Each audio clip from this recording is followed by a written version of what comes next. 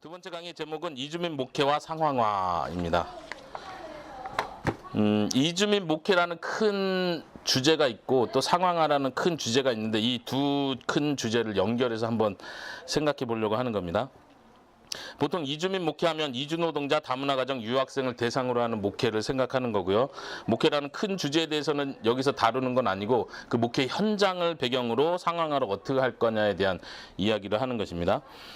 이주민 목회라는 것은 말 그대로 타문화권에서 선교 사역을 하는 것과 같은 마인드로 그 일을 해야 됩니다. 그렇지 않으면은 이주민 목회 자체가 불가능할 정도로 힘들다고 할 수 있는데, 특별히 이주민 목회는 한 민족만, 지금 여기서 말하는 이주민 목회, 다문화 목회라고 말했을 땐 단순히 그냥 한 민족만 대상으로 사역하는 목회를 생각하는 것이 아니라 말 그대로 다인종 목회를 생각하면서 그 전제로 이야기를 하는 거예요.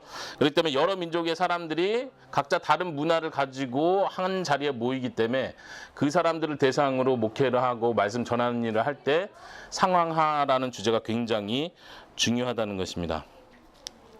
우리 목회 사역자들은 섬기는 자로서 그 대상들을 바라보게 됩니다. 섬기는 자로서 말씀을 먹이는 일을 해야 되고 그들의 형편을 자세히 살펴서 그들이 어떻게 말씀을 이해하고 있고 어떻게 소화하고 있고 또 삶 가운데 어떻게 적용하고 있는지를 부지런히 살피는 일을 해야 될 것입니다. 그래서 성도들의 형편을 잘 살피고 복음을 바르게 전달하는 일에 있어서 상황화 혹은 맥락화라고 하는 이 주제는 아주 큰 우리가 고민해야 될 주제가 됩니다. 사도 바울은 고린도전서 9장 19절에서 23절에 자신이 복음을 위해서 여러 사람에게 여러 모습이 되었다고 말하고 있습니다. 우리가 잘 아는 구절일 텐데요.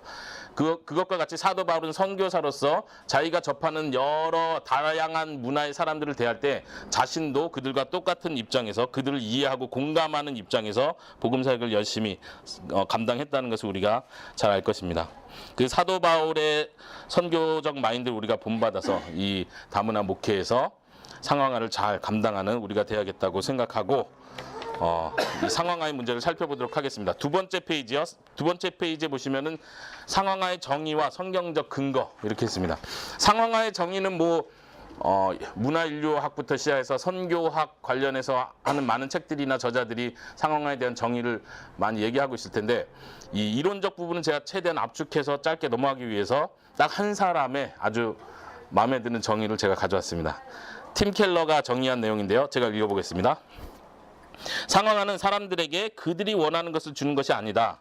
오히려 특정 시기와 특정 지역에서 사람들이 삶에 대해 갖는 질문들에 대해 그들이 이해할 수 있는 언어와 형태로 그리고 그들이 힘있게 느낄 수 있는 호소와 논증을 통해서 비록 그들이 듣고 싶어하지 않고 심지어 반대할지라도 성경의 답을 주는 것이다. 제가 거기다 밑줄을 쳤죠. 사람들의 삶에 갖는 질문에 대해서 성경적 답을 주는 것이다. 이렇게 골자만 이야기하면 그건데 질문에 답하는 그 과정 속에서 고려해야 될 게 뭐냐면 그들이 이해할 수 있는 언어 형태로 답을 해줘야 된다는 거죠. 그리고 그들이 느낄 수 있는 공감할 수 있는 호소력을 가진 논증 방법을 통해서 해야 된다는 그것을 상황화라고 정의를 한 겁니다. 물론 다른 상황화의 정의를 볼 것 같으면 더 좀 폭넓게 훨씬 더 많은 걸 생각할 수 있지만 지금 저는 이런 개념의 상황화라는 그 정의 안에서 그 다음 이야기를 쭉 이어가도록 하겠습니다. 자, 두 번째 신약 성경의 근거. 구약 이야기는 생략하고요. 신약 성경의 근거에서 총 4가지를 소제목을 잡아봤는데요. 첫 번째는 사도 바울의 기본 전략.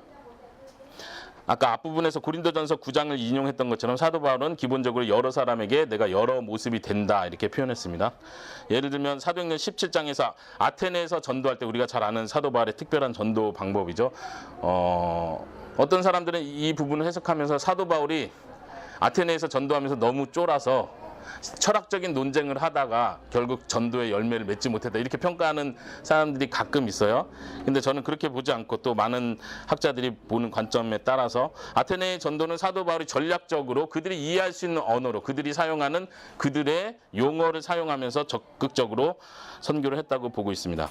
특별히 사도행전 17장 18절을 제가 적어놨는데 그 18절에 보면은 사도 바울이 예수님과 회개에 대해서 심판에 대해서 이야기했다 이런 말을 먼저 언급을 하고 있는 걸 보면 아테네라고 해서 사도 바울이 예수님 이야기를 쏙 빼고 전도한 것은 분명히 아닙니다.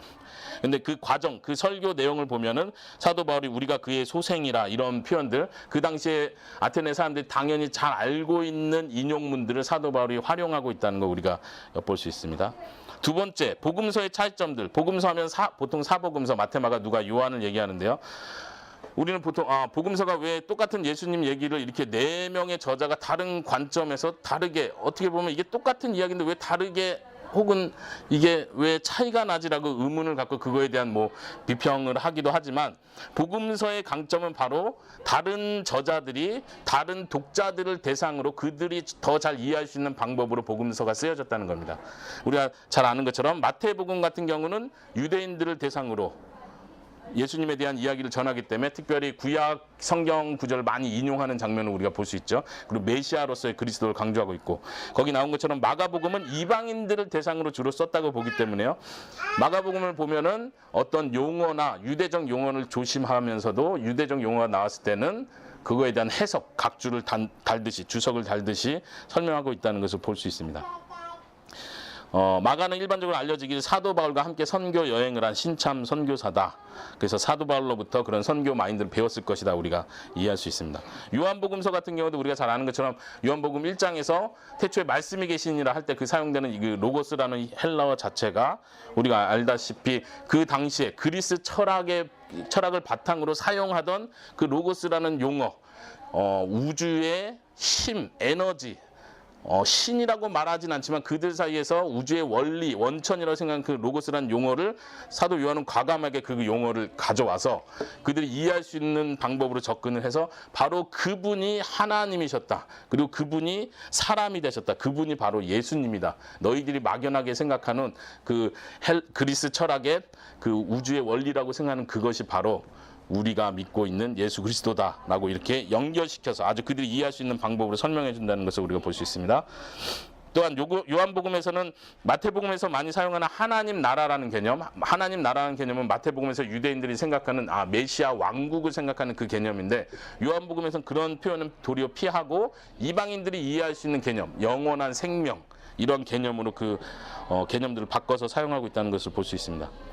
또 세 번째는 신약의 많은 서신서들이 우리가 그 개관이나 서론에서 배울 수 있는 것처럼 각 교회, 지역 교회마다 그 상황에 따라서 그들의 질문들, 삶의 정황에서 나오는 신학적이든 실천적인 질문들에 대한 답변으로서 서신서들을 쓰고 있다는 것을 우리가 알 수 있습니다. 거기 얘기를 제가 적어놨고요.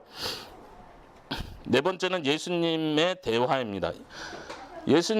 사복음서를 통해서 보는 우리 예수님 이야기는 우리가 많이 들어서 굉장히 익숙한데, 그런데도 불구하고 우리가 예수님이 굉장히 그 당시에 유대인들에게 들을 수 있는 용어를 사용했다는 거에 굉장히 잘 간파를 못하고 있는 부분이 있어요. 예를 들면 제가 몇 가지 예를 적어놨는데, 사람을 낚는 어부가 되게 하리라, 이 말 우리가 많이 인용하죠. 사람을 낚는 어부, 누구한테 하신 말씀이에요? 어부에게 하신 말씀이죠. 어부한테 내가 사람들의 제자를 양육해서 교회를 세워서 이렇게 해서 이런 일을 하고 싶어, 이렇게 설명한 게 아니라 그냥 그들이 이해하는 언어를 바로 사용한다는 거예요. 너 고기를 낚는 어부지? 내가 사람 낚는 어부가 되게 할 거야. 그럼 느낌이 확 오는 거죠. 벌써 더 이상 설명 안 해도. 이런 표현들. 그 다음에 요한복음 4장에서 그 사마리아 여인을 만나는 장면에서도 예수님께서 우물가 그 환경, 그 배경, 물을 뜨러온 그 여자, 항상 목말라하는 그 여자를 대상으로 물이라는 소재를 그대로 사용해서 복음을 전하는 그 접촉점으로 삼고 있다는 거. 이런 예수님과의 대화 속에서도 예수님이 얼마나 그들이 이해할 수 있는 언어를 사용하시고 그들의 문화를 충분히 알고 계시다, 알고 있을 뿐만 아니라 예수님 자체가 그들과 공감대를 형성하고 있다는 것을 우리가 볼 수 있습니다. 물론 이상한 신학자들에 의하면 뭐 예수님이 젊은 시절에 저기 인도에 가서 수양을 하셨다 뭐 이런 얘기도 하고, 예수님 역사적 예수에 대한 왜곡을 많이 가져오는데 그 내용 없습니다. 근데 예수님은 분명히 유대인이셨고 유대인에서 한 평생을 사신 분이에요. 그걸 알 수 있는 건 예수님의 그 사역을 자세히 보면 예수님은 너무 유대인의 실생활을 그냥 너무 자연스럽게 다 설명하시고 말씀하시죠. 그 자체가 예수님이 정말 유대인으로서 사셨다, 이것을 우리가 알 수 있습니다. 세 번째 페이지로 넘기시면요. 또 다른 주제가 넘어갑니다. 이거는 이제 좀 실천적인 면에서 우리 갓플리징 교회에서 상황화를 하고 있는 예들을 한번 제가 정리한다 생각하면서 쭉 한번 목록을 적어봤습니다. 크게 네 부분에서 생각해봤는데, 첫째는 설교 영역에서고요. 두 번째는 성경 공부 양육 쪽에 있어서, 세 번째는 찬양과 예배 시간에 있어서의 상황화들, 네 번째는 전도 문제에 있어서 상황화들에 대한 생각을 해봤습니다. 첫 번째 먼저 보시면요, 설교 영역에 있어서 물론 다문화 교회에서 설교는 굉장히 중요한 것 같아요. 일단 다문화 교회 여러 민족이 함께 모여서 한국어로 예배드린다 했을 때는 벌써 언어의 장벽이 너무 크다. 이게 제일 큰 이슈. 어쩌면 다문화 목회에서 가장 큰 이슈라고도 할 수 있는데, 그래서 그 부분에서 할 수 있는 것은 당연히 쉬운 한국어를 사용하는 것. 그렇죠? 이건 필수이고 피해갈 수 없는 부분이에요. 저는 감사하게 개인적으로 제가 다문화 교회를 개척하기 전에 기존 사역하던 교회에서 3년 동안 어린이 사역을 해서 유초등부 사역을 3년 동안 하면서 그 용어에 굉장히 신경 써야 되는, 이 용어는 아이들한테 반드시 설명해 줘야 된다. 그리고 이런 어려운 단어보다는 이렇게 쉬운 단어를 써야 아이들이 이해한다. 이런 게 많이 제가 익숙해졌기 때문에 외국인들 설교할 때 좀 그런 게 많이 도움이 됐었던 것 같아요. 근데 어쨌든 의도적으로 항상 쉬운 용어를 사용해야 되고, 좀 중요한 단어가 나왔을 땐 그걸 설명해야 되는 거, 이건 아주 필수적으로 필요하고, 가능하다면 통역, 그때 중요한 핵심 단어는 예를 들면 그들이 사용하는 그 언어에서 가져와서 그 단어를 보여준다든가, 혹은 시청각 자료를 계속 활용하는 거, 그림 한 장이라도 그 설교의 내용을 잘 보여줄 수 있는 그림 한 장을 보여주는 거, 굉장히 신경 써야 될 중요한 내용이라고 생각합니다. 또 저희 교회에서는 설교 전에 보통 장별로 설교를 하고, 설교 전에 한 5분이든 10분이든 시간을 주고 그 설교할 내용을 자신들의 언어로 성경을 읽도록 하는 시간을 줘요. 굉장히 이거는 일반 교회에서 보기 힘든 장면이죠. 보통 앞에 누군가 나와서 성경 봉독 몇 절을 딱 읽는 정도인데, 우리는 오늘 설교는 마가복음 10장입니다. 그러니까 10장을 5분 동안 읽으세요. 우리도 그래요. 예. 그렇죠. 다문화계 특징입니다. 다문화계 특징이에요. 예. 그거는 그 한국 교회도 그렇게 하면 참 좋을 것 같아요. 사실은 정말 한국 교회 많은 성도들도 성경을 사실 진지하게 읽는 시간이 부족한데, 그 시간만이라도 5분 10분 목사님 어떻게 설교할까를 생각하면서 자기 언어로 읽다 보면은, 때로는 한국어를 많이 이해하지 못하는 성도도, 이제 지난주 같은 경우도 제가 최근에 온 베트남 형제한테 물어봤어요. 설교 많이 이해했냐고. 그랬더니 그 말을 하더라고요.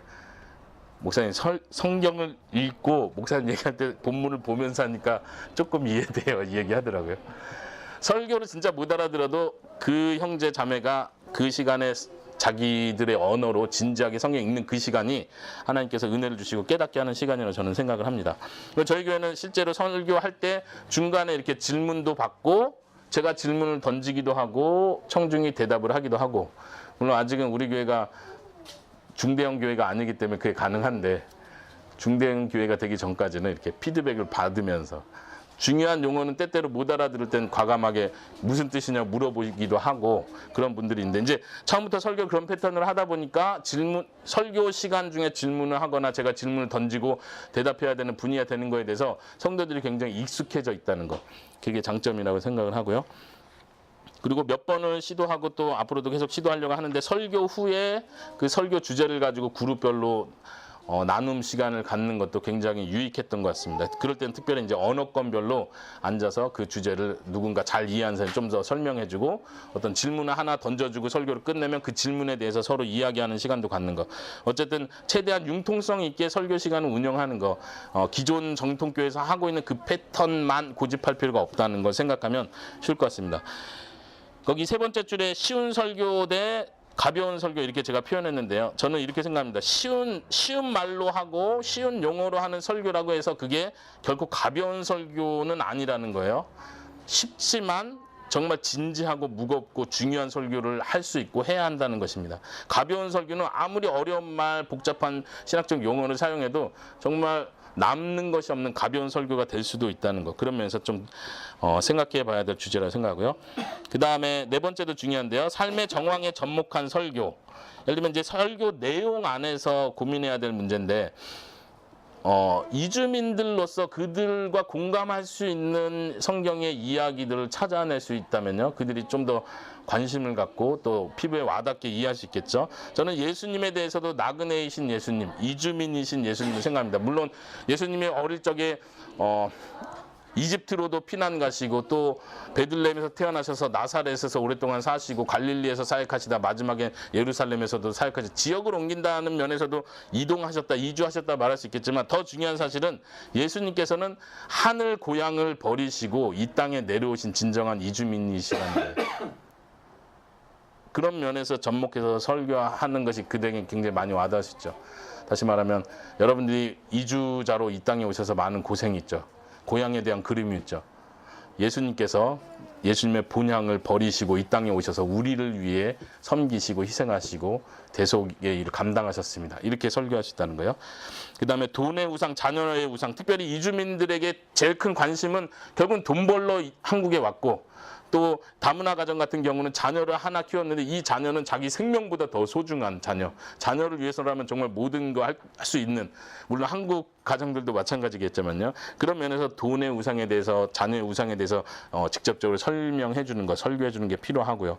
그리고 하나 된다는 건 여러 민족이 하나로 뭉쳐야 되는 거, 성령이 하나 되게 하신 걸 힘써 지켜야 한다는 거. 우리가 민족이 다르고 나라가 다르고 언어가 다르지만 그리스도 예수 안에서, 복음 안에서 하나다라는 것을 강조하는 거. 이것은 다른 한국 사람들보다 어쩌면 이주민들에게, 다문화 가정들에게 더 잘 와닿는 주제 중에 하나다라고 생각합니다. 네, 그렇죠. 네, 그렇죠. 그런 면에서 네, 목사님 먼저 하신 거죠. 뭐 아니, 제가 따라가는 거죠. 이것은 다문화교의 특징상 예, 이렇게 될 수밖에 없어요. 그렇죠. 예. 누가 해도. 네, 누가 해도라고 말하니까 갑자기 좀. 아, 그래요? 예. 아니 그렇게 못하는 사람들도 많을 겁니다. 아니, 근데 중요한 것은 예. 다문화교회가 누구나 다문화교회는 하지는 않습니다. 예, 그렇죠. 그게 그렇죠. 네. 벌써 마음이 있고 다문화 교회를 하려는 사람은 그런 면에서 이미 상황화에 대한 고민이 없이 다문화 교회를 할 수는 없다는 거죠. 예, 맞습니다. 그리고 마지막에도 하늘 시민권, 이런 표현이요. 이주에서 온 사람들은 한국 시민권을 갖는 걸 굉장히 큰 주제로 생각하지만 여러분들이 진짜 바라야 될 건 하늘의 시민권입니다. 그 하나님이 주시기를 원하십니다. 이런 표현들 복음과 연결해서 단지 어떤 엑스트라 축복으로서 시민권 얘기하는 게 아니라 이것이 복음의 핵심입니다. 이렇게 설명해 줄 수 있으면 좋겠습니다. 거의 2개의 인용문을 제가 가져왔는데 한번 읽어보겠습니다. 존 스토트가 한 말인데요. 기독교의 복음 전달자들은 바로 이 2000년이나 되는 넓고 깊은 문화의 간격을 가로질러 다리를 놓아야만 한다. 우리의 임무는 계시된 하나님의 진리가 성경에서 흘러나와 오늘날의 모든 사람들의 삶 속으로 들어가도록 하는 것이다. 그러니까 복음 전달자의 사명은 다리를 놓는 일이다. 두 세계의 다리를 놓는 일이다. 성경과 오늘날 현 시대 사람들에게 다리를 놓아주는 역할을 해야 된다. 그러니까 성경이 그만큼 이해될 수 있도록 그 문화의 간격을 좁혀줘야 된다는 얘기를 하는 거죠. 특별히 설교자로서. 그 다음 두 번째 인용은요, 헤돈 로빈슨이 한 말인데, 성경적 사상들이 인간들의 경험에 맞는 형태를 취함과 동시에 이를 듣는 남녀들이 성경적 진리에 일치하게 변화되도록 촉구해야 할 것이다. 그 밑줄 친 부분에 보면 인간들의 경험에 맞는 형태를 취하는 노력, 이것도 굉장히 중요하다는 거죠. 보통 강해 설교하면 본문만 깊이 연구해야 된다, 이렇게 생각이 쉬운데 그게 아니라는 거예요. 그 본문에 있는 상황들을 오늘날 있는 청중들에게 맞게 그들이 공감할 수 있는 형태로 풀어내는 것이 굉장히 중요한 주제라는 거죠. 물론 저도 아직은 설교에 대해서 이런 고민은 하지만 사실 제가 제 설교, 제 목소리를 들어보면 어렵다. 누구를 위한 설교인가 이런 생각이 들 때가 많아요.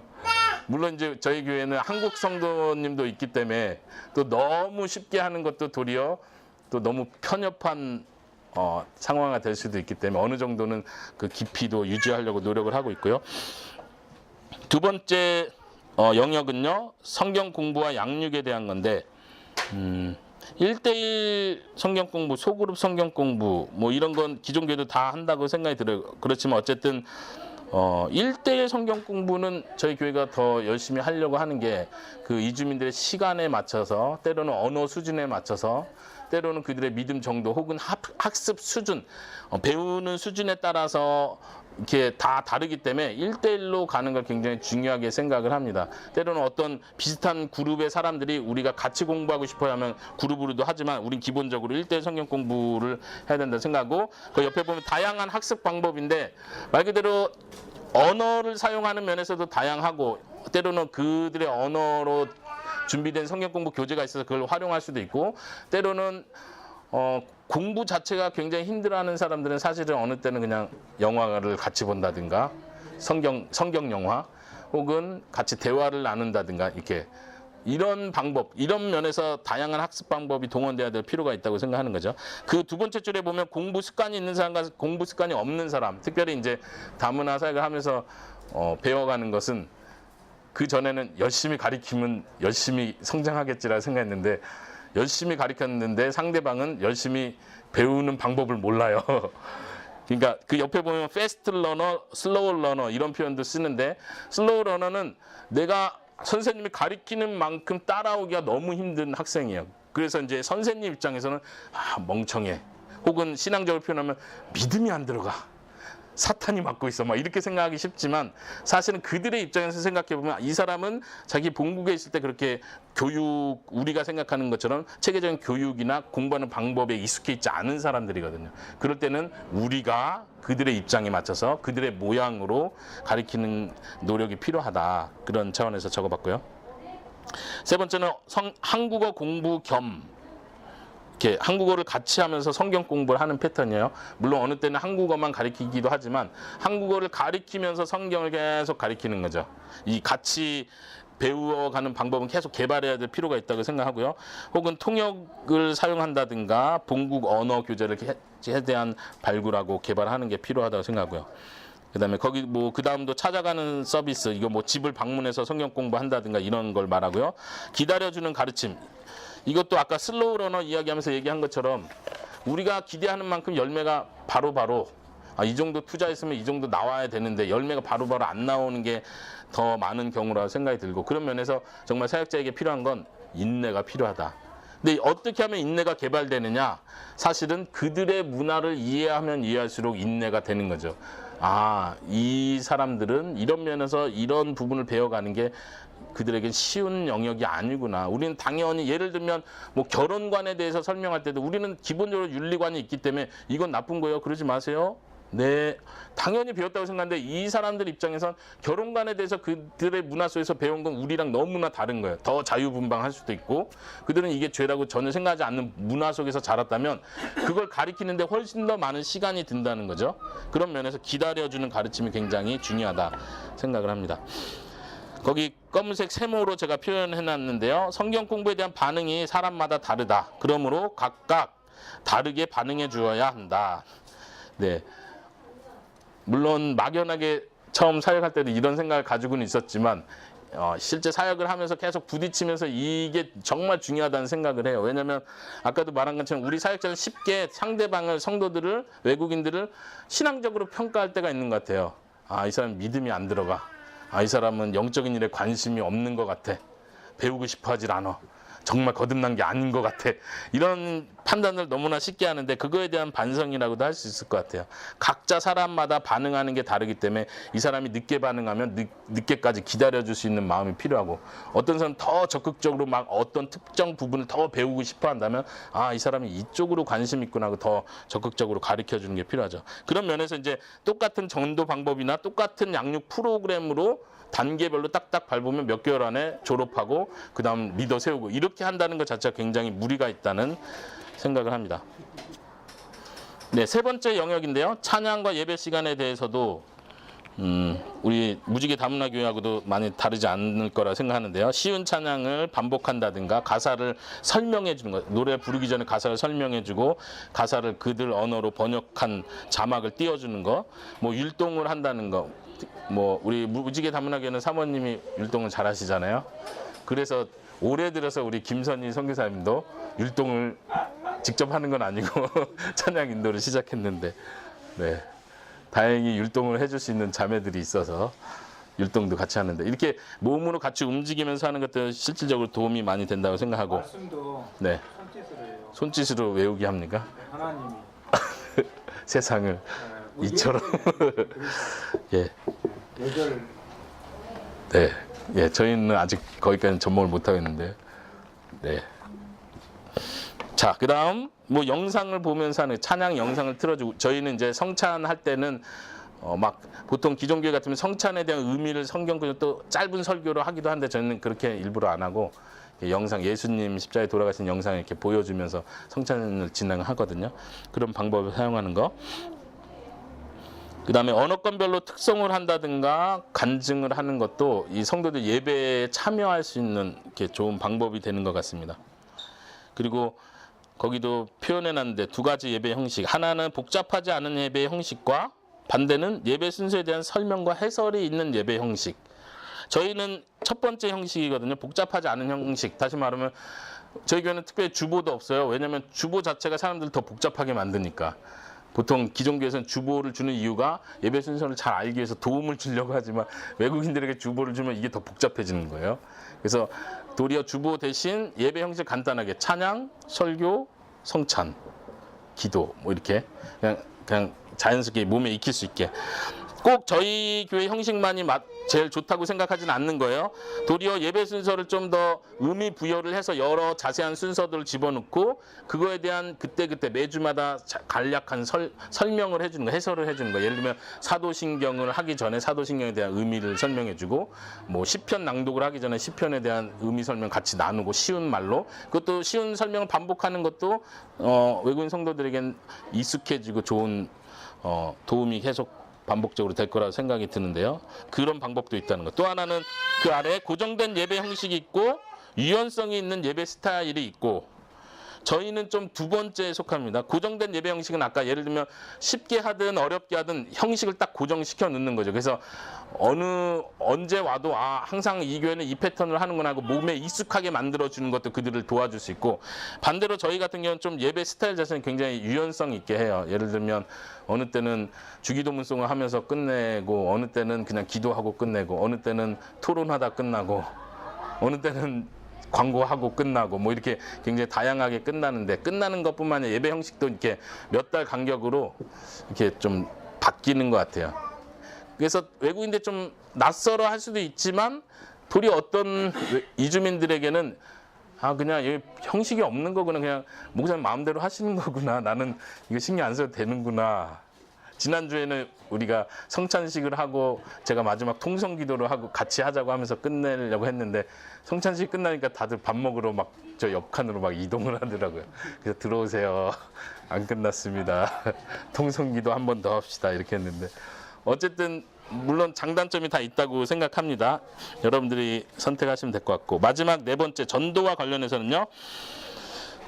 특별히 전도를 하기 전에 관계를 맺는 전도를 중심으로 생각하는 건데 그 관계를 맺을 때 중요한 점 갑을 관계가 형성되지 않도록 하는 거. 다시 말하면 나는 가르치는 사람이고 너는 배우는 사람이고 나는 한국 사람이라서 한국말을 잘하는 사람이고 너는 한국말 잘 못하니까 나의 도움이 필요한 사람이고 이런 관계 좀 위압적인 관계가 형성되지 않도록 하는 거. 물론 제일 좋은 관계는 친구 같은 관계인데 사실 우리가 목사라는 타이틀, 사역자라는 타이틀이 있는 한 그냥 전혀 아무것도 없이 친구 관계를 맺는 건 쉽지 않아요. 예를 들면 지금도 이제 저를 목사님이라고 부르지 않고 선생님이라고 부르는 친구도 있는데 목사 관계는 아니지만 선생님 학생 관계는 되는 거죠. 뭔가 호칭을 부르기 시작하면서부터 관계가 형성되는데 우리 김세희 선교사님 같으면 최근에 만난 나이 많으신 할머니 고려인 분이 동생 하자고 처음에 한국말 잘 못하셔서 당신이 언니 하라고 큰 언니 하라고 해서 나이가 벌써 한 70대 되시는 것 같은데 우리 김선희 선교사 보고 큰 언니 하래요. 그래서 그거 아니라고 동생이라고. 그래서 지금은 언니 동생 하기로 했는데 하여튼 관계를 맺어가는데 최대한 우리가 어떤 위아래 관계가 아닌 정말 마음을 나눌 수 있는 신뢰 관계를 형성해 가는 거에 굉장히 신경을 써야 된다. 그리고 우리 사역자들은 항상 뭔가를 제공해주고 주는 입장이다 보니까 우리가 받는 게 굉장히 어색하고 그 사람들은 반대로 받는 건 어색하지만 내가 목사님에서 뭘 해야 되냐는 굉장히 어색한 그런 분위기인데 그런 것들도 우리가 깨트려 갈 수 있는 관계가 되면 좋을 것 같아요. 그런 관계 속에서 수평적 관계 속에서 구체적으로 그들이 이해할 수 있는 용어로 그들의 언어 주권 전도지를 사용하면서 복음을 깊이 있게 진실하게 전할 수 있으면 좋을 것 같습니다. 물론 저희도 사역하면서 한국어 공부를 가르칠 때든 개인적으로 만날 때든 기본적인 어떤 복음 제시용 전도지를 사용해서 전도하는 경우는 많이 있거든요. 많이 있는데 사실 아까 말한 갑을 관계는 아니라고 생각했는데 항상 예수님을 믿으시겠습니까? 하면 예. 노라고 대답하는 외국인은 한 번도 못 봤어요.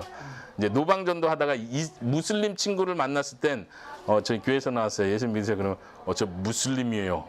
이 말을 한 경우는 몇 번 있었는데 그런 친구들 외에는 예수님 믿으세요. 그럼 다 믿는다고 그래요. 이제 여기서 우리가 좀 고민해 봐야 되는데 외국인들은 항상 복음의 문이 열려 있구나 이렇게도 생각할 수 있지만 저희가 고민하는 건 사실 이들이 예라고 대답하지 않으면 따라올 피해가 그들은 벌써 몸에 느껴지는 거죠. 내가 노라고 대답해서 도움될 게 하나도 없겠다.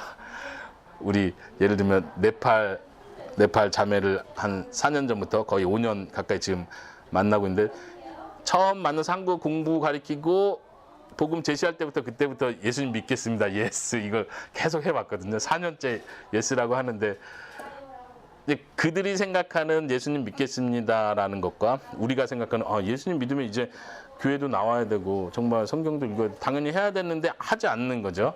삶이 바뀌지 않는 거예요. 그런 면에서 이들이 여전히 우리를 갑으로 생각하고 있구나. 이런 걸 느낄 때 좀 마음이 씁쓸한 마음이 있죠. 그래서 어쨌든 저희가 노력하는 건 정말 내가 당신에게 다른 걸 요구하는 게 아니다. 교회에 나와야 한국어 가르쳐주고 교회에 나와야 이거 서비스를 해줄 거고 도와줄 거고 이게 아니다. 그게 아니라는 걸 분명히 그 관계를 인식시켜준 상태에서 복음을 아주 편한 상태로 설명해주고 이들이 어떻게 생각하는지 들을 수 있는 관계가 되는 게 굉장히 중요하다고 생각합니다. 네, 그래서 그 아래 접촉을 위한 활동 시 주의사항도 다른 게 아니라 그런 부분들입니다. 우리가 뭔가를 줬으니까 너도 복음을 받아들여야 돼. 이런 구조로 가지 않는 거. 정말 사랑하기 때문에 이런 돕는 일을 하는 거고 전도는 내가 당신의 영혼을 사랑하기 때문에 이것을 제시하는 겁니다. 예수님을 영접 안 하면 구제를 안 도와주겠습니다. 이런 느낌을 주지 않도록 하는 거 중요하다고 생각합니다. 그리고 마지막에 양육과 제자도로 이어지는 전도라고 표현했는데 우리의 사역 자체가 그냥 단지 복음만 딱 제시하고 끝나는 게 아니고 교회 출석시키는 걸로 끝나는 게 아니고 계속해서 말씀으로 양육하고 그리스도의 제자로 성숙해 갈 수 있도록 만드는 거 우리의 사명이라고 생각합니다. 자, 네 번째 페이지요.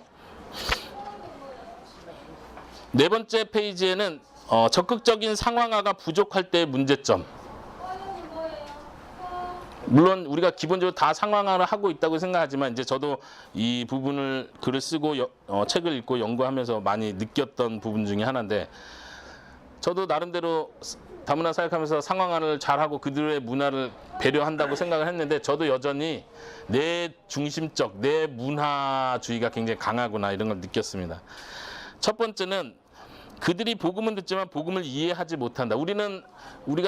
내가 잘 소화한 그 내용으로 복음을 쉽게 설명을 해주긴 했는데 여전히 그들에겐 더 많은 설명이 필요로 하는 거예요. 예를 들면 예수님은 하나님의 아들입니다. 무슨 토를 달겠어요? 근데 외국인은 토를 달아요. 하나님의 아들이면 어머니는 어디 있어요?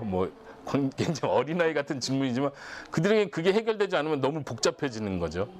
예를 들면 복음을 믿으세요. 복음이 뭔지를 설명해 줘야 돼요. 믿으세요라고 할 때 믿음이 뭔지를 설명해 줘야 돼요. 예수님을 믿으세요 할 때 예수님이 누군지를 좀 더 자세히 설명해 주지 않으면 이들이 생각하는 오해들이 생긴다는 거예요. 예를 들면 그 박스 안에는 제가 친구 선교사의 글을 거기다 실어놨는데 친구가 아프리카 남수단에서 부르족에 대해서 사역을 하거든요. 여기 완전 미전도 종족이고 외국인이 들어간 적이 한 번도 없던 지역에서 사역을 하는데 그 부족에는 미안하다는 말하고 사랑한다는 말이 없대요. 사랑이라는 단어가. 굉장히 난감한 거죠. 복음 전할 때 가장 핵심인데 당신은 죄를 졌습니다. 하나님 앞에 죄송해야 됩니다. 회개해야 됩니다. 이래야 되는데 이들은 회개라는 개념도 없고 잘못했습니다라는 말조차 없대요. 그럼 어떻게 복음을 전하죠? 사랑이란 단어가 없으면 하나님의 사랑, 예수님의 사랑, 우리가 하나님을 사랑해야 되고 하나님 우리를 사랑하시고 우리가 이걸 어떻게 다 설명하죠? 복음의 아주 중요한 중추인데 이런 면에서 이 친구는 굉장히 그 상황화, 어떻게 이것을 표현할 거에 대한 고민을 많이 했다는 얘기를 들었습니다. 우리가 외국인들에게 전달된 그 정도는 아니지만 사실 각 문화권의 습성을 잘 관찰하다 보면 아, 이들이 이런 개념은 정말 이해하기가 힘들겠다. 우리한테는 정말 그냥 자연스러운 건데 이런 면에서 우리가 사역자 계속 부지런히 고민을 해야 된다는 겁니다. 그 고민이 부족할 때 우리는 이들이 이미 이해했다고 생각하지만 사실은 그들은 이해하지 못하는 거죠. 네. 두 번째 문제로 가보면요. 상황화가 부족할 때 생기는 문제는 특정 문화가 진리인 것처럼 전달된다. 우리는 복음을 전하고 진리를 전한다고 생각하지만 사실은 상황화가 제대로 이루어지지 않으면 내가 전하는 이 문화 배경에서 전해진 이 진리가 진짜 진리다. 다시 말하면 다른 문화의 옷을 입으면 이건 가짜 진리다. 이렇게 느끼게끔 만든다는 거죠. 거기다 예를 하나 적어놨는데 찬양 스타일. 우리는 찬양하면 어떻게 해야 돼요? 네, 우리처럼 해야 되죠. 율동도 하고. 근데 그 외에 다른 분위기로 가면은 벌써 굉장히 사역자, 한국 사람들 더 어색함을 느끼고 때로는 우리가 작년에 크리스마스 때 우리 태국 자매가 태국 노래를 하나 불렀는데 굉장히 낯설더라고요. 목소리는 굉장히 좋아서 정말 가수인 것 같은데 그 멜로디 자체가 우리하고 느낌이 너무 다른 거예요. 뭐랄까 우리 옛날 할머니들이 불렀던 그런 분위기의 노래. 그러니까 우리는 어색하지만 그들은 그게 더 자신들의 감정을 표현할 수 있는 거죠.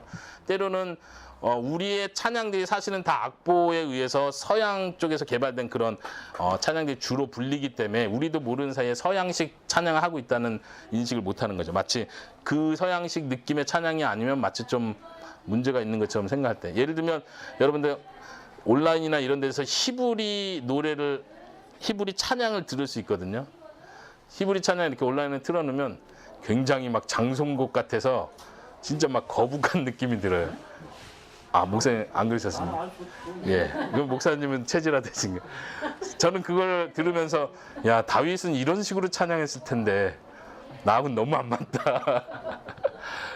예, 그런 생각을 했었어요. 하여튼 고대 히브리 찬양하고 근대 히브리 찬양은 또 다르죠. 예, 그런 확실히 차이는 있겠죠. 예.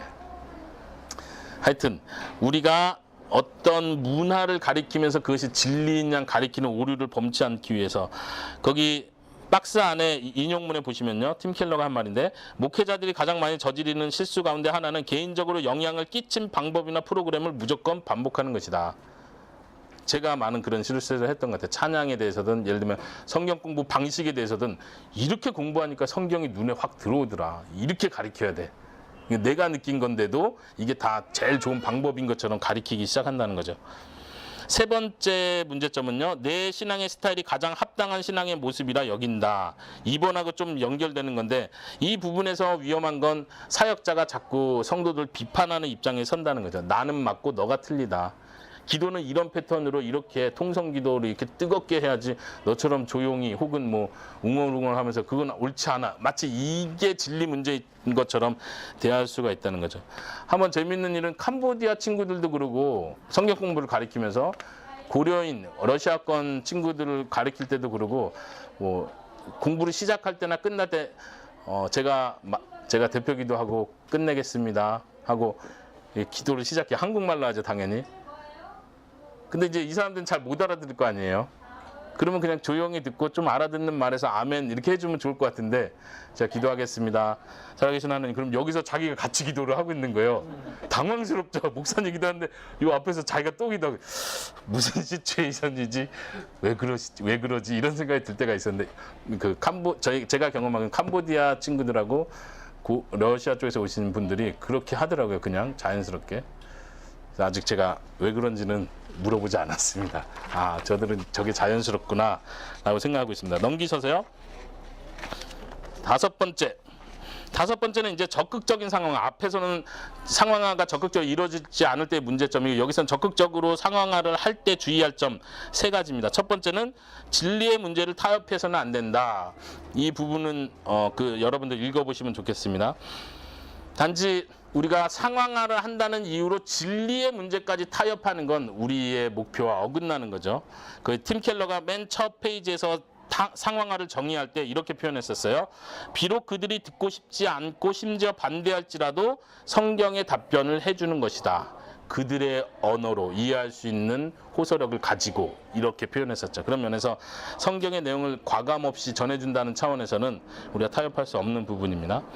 그렇기 때문에 그 마지막에서 표현한 것처럼 우리가 복음의 깊이와 풍성함을 계속해서 드러내주는 말씀의 지식과 소통의 기술이 필요하다 이렇게 생각합니다. 두 번째 주의해야 할 점은 전통을 깨는 것과 전통을 존중하는 문제인데, 전통은 다 중요하지 않아. 그쵸? 진리가 아니야. 이건 복음이 아니야. 전통은, 문화는 바뀔 수 있어. 이건 중요하지 않아라고 하면서 너무 깨버리는 거죠, 전통을.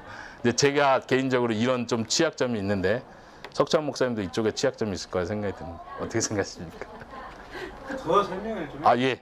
전통을 깬다는 건 다 깡그리 무시하겠다는 거고, 반대편은 전통을 존중해 줄 필요도 있다는 거죠. 이제 거기 몇 가지 생각들을 적어봤는데, 유익한 전통들이 있고, 잘못된 전통들, 이건 고쳐야 되는 전통들이 있고, 그리고 어떤 것들은 생각해 봐야 되고, 좀 그때그때 따라서 달라질 수 있는 전통들이 있다. 세 가지 정도로 분류를 해봤는데, 예를 들면, 유익한 전통, 주일성수, 11조, 구제사역, 신방, 뭐 이런 것들이요. 유익하죠. 그렇지만 그게 좀 지나쳤을 때 그 아래 보면 뭐 11조도 좋긴 하지만 이거 기복적으로 이거 안 하면은 저주가 따라옵니다. 이렇게 가는 전통들, 한국교회 만연해 있는 잘못된 전통들은 우리가 버려야 되겠죠. 생각해봐야 될 전통들은 예를 들면 신방 예배 나쁜 건 아니지만 오해의 소지가 굉장히 많을 수 있는, 개업 예배에 대해서나 뭐 새벽 기도에도 나쁜 건 아니지만 오해의 소지가 생길 수 있는 이런 부분들에 대해서는 고민해봐야 된다. 주의해야 된다. 이런 거고요. 세 번째는 삶의 스타일의 차이를 고려해야 된다. 이 부분이 이제 좀 많은 생각할 거리가 있는데, 아까 우리 석찬 목사님께서 강의하시면서 그 캄보디아 축 파티에 음주가 많이 들어가고 막 그들의 세속적인 춤들이 많이 들어간다는 표현을 하셨었는데, 교회 성도인데 처치 멤버가 됐는데 여전히 술을 하고 있다. 담배를 여전히 피고 있다. 물론 한국 교회도 이런 고민들은 더 많고 또 더 관용적으로 가고 있는 분위기는 알고 있습니다. 혹은 교회 안에서 이혼한 가정들, 재혼한 가정들이 뻔히 있는데 이들에 대해서 어떻게 지도를 해야 될지, 성경적으로 죄다 아니다, 너는 맞다 틀리다 이렇게 가는 문제가 아니라 어떻게 지도해야 될지에 대한 고민들이 굉장히 필요하다. 고민들은 여전히 해야 되고 단순히 맞다 틀리다의 문제로 갈 수는 없는 거라 생각이 들고요. 그 두 번째 줄에 보면 예배 참석의 복장, 우리 교회에서 고민을 하는 건데 슬리퍼를 신고 오는 것까지는 용서할 수 있죠. 반바지, 여름에 더우니까 반바지를 입고 슬리퍼, 근데 핫팬츠까지는 좀 고민을 해봐야 되죠. 우리 김선희 선교사님이 지나가는 말로 한마디를 하셨는데 너무 짧은 거 아니야? 이 정도. 근데 좀 더 세게 말해야 되지 않나 하는 생각도 들고요.